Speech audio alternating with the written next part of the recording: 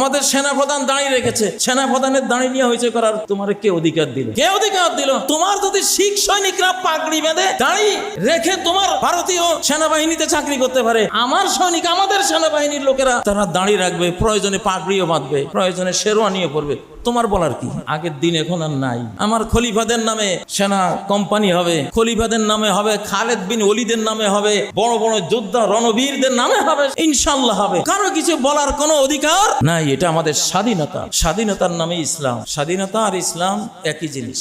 কেন একই জিনিস? ইসলাম বলে তুমি শুধু তোমার মাবুদের সামনেই অবনত, আর কারো সামনে অবনত হওয়ার সুযোগ নাই। এটাই তো স্বাধীনতা। হযরত খালেদকে মিশরের বাদশা দাওয়াত দিয়েছিল, স্বর্ণের গেট বানিয়েছে। খালেদের উচ্চতা মেপেছিল কতটা লম্বা, তার থেকে 1 বিঘত নিচু করে স্বর্ণের গেট বানিয়েছে। স্বর্ণ দিয়ে বানিয়েছে যাতে খালেদ এটা ভাঙ্গার সাহস না করে, এটাতে 1 বিঘত